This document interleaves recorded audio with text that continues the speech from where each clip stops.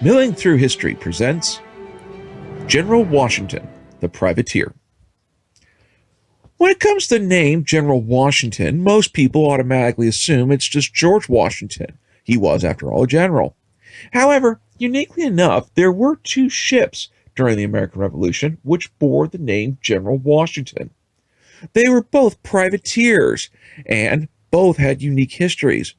But in the case of this General Washington that we wish to examine today, we look at one that is rather unique, as it is the only privateer ship that George Washington himself actually was involved in. The vessel was unique in that it was built in Baltimore, Maryland. It was specifically commissioned by a group of Virginia investors who wanted to make money during the war itself by preying upon British shipping.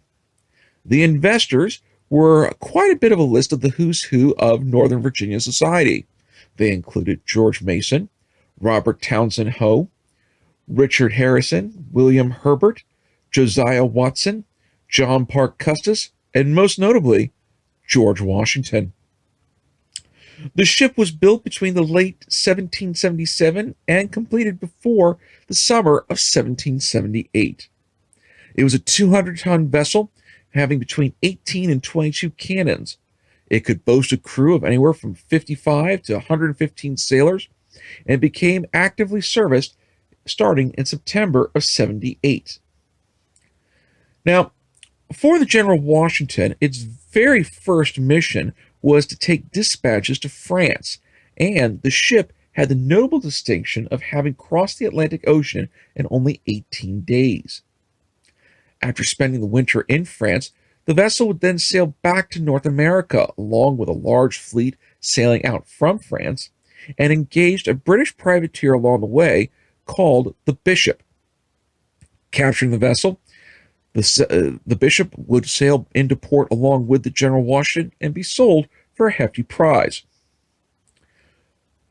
Following their first victory, the General Washington would sail back home to Virginia and then was sent to Pennsylvania, where he'd be recommissioned as a Pennsylvania vessel. Now, once part of the Pennsylvania Navy, the General Washington would capture another vessel called the Albion, which was returned to Philadelphia. And as the crew was receiving their prize money, certainly confidence would overwhelm them, as now, for those that had served while the ship was a Virginia vessel and now Pennsylvania, they were 2-0.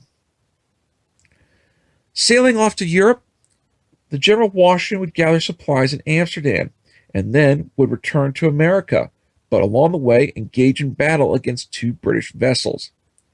Now, in doing so, the General Washington was able to show that it was a very good fighting vessel. However, they were not able to overtake either of the British ships, and so effectively their battle proved to be a draw. In the spring of 1781, the General Washington would capture a third vessel, which was called a Snow. It sailed out of Scotland on its way to New York.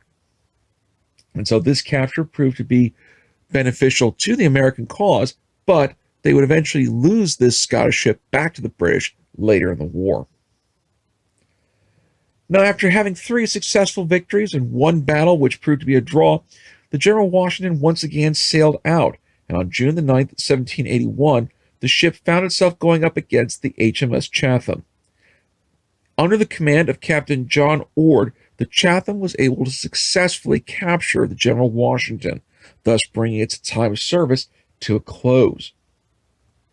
The ship and crew were taken to New York City, where they were all put on trial. Having been found guilty of their crimes, the crew was then sent to England as prisoners of war, and the last known record of anyone seeing the crew was that they were dragged off onto a ship in chains. According to some stories, they were sent off to Mill Prison in London, and some sailors did find their way back to America, but for most of the crew, nobody knows what ever happened to them. For more information, please consider these suggested titles.